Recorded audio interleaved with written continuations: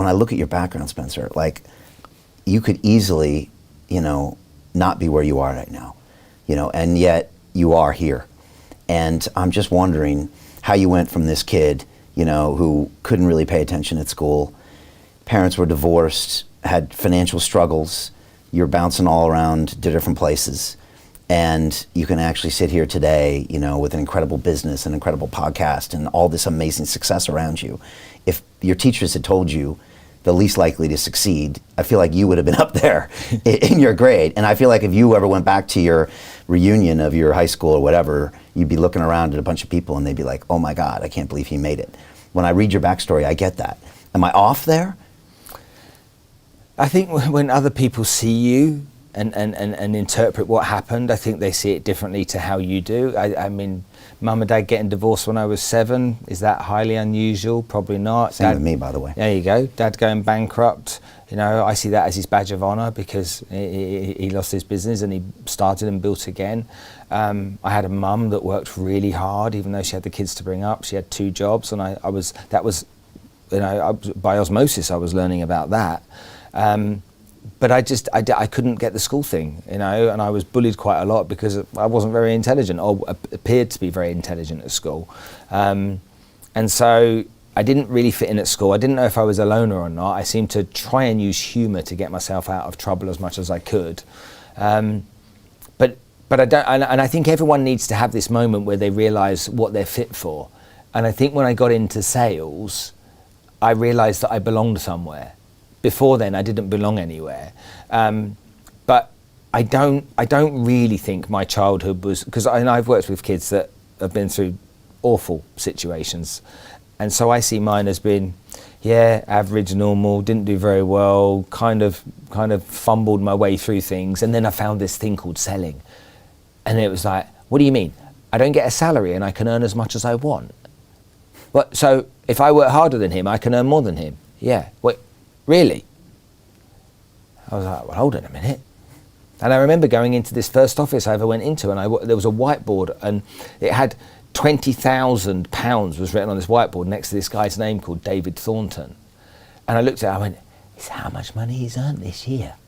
And they looked at me and they went, this week. And I was like, you're joking. He's earned that much money this week. And I was like, if someone could earn that kind of money, imagine what... Hey, I know investing in crypto is scary. It takes a real leap of faith because there are so many scams, rug pulls, and bad actors out there. It's a dangerous business, which is why 95% of people lose all their money. Well, that's why I created the London Real Investment Club, so you can access the hottest deals on the planet and use the crypto bull market to create the generational wealth that you deserve. Join my team of over 100 people from around the world that are making millions of dollars behind the scenes investing in blockchain, AI, Web3 games, DeFi, Bitcoin, and more.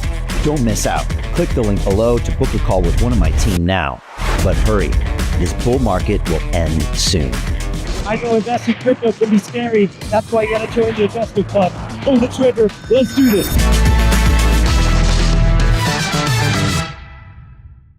If I could just earn a fraction of that. And so it was just I found where I needed to be. And then my career took off because I knew I could be in control of it. I knew I didn't need to have a degree to be good. I knew that the lessons I was taking and what I was learning directly translated to money.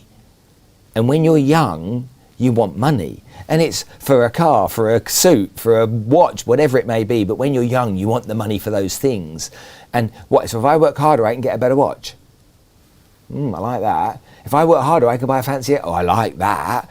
Well, I can go on a nicer holiday. I definitely like that. And so that became the reason to want to learn and be good at something.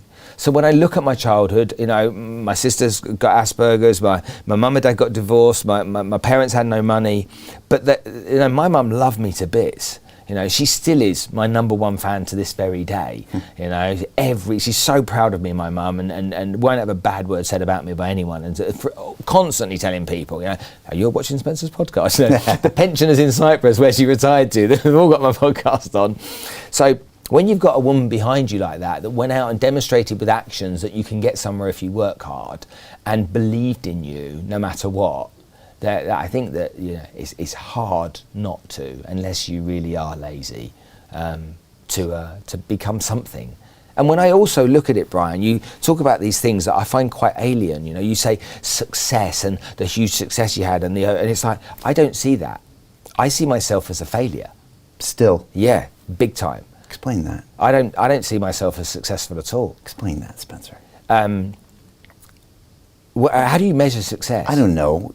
How should I measure success? And what? Because I made money and I made quite a bit of money and what? No, that's not success. And if I'm ever going to be measured by that, I'll never win. Go and spend a weekend in Monaco. You'll never be the richest guy in town.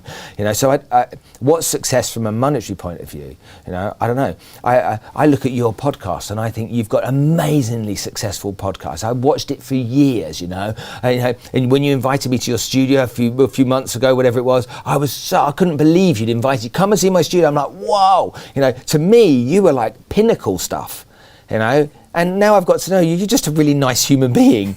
And so, he's normal. I had you on a pedestal, but you're just a really nice guy that's worked really hard to achieve something.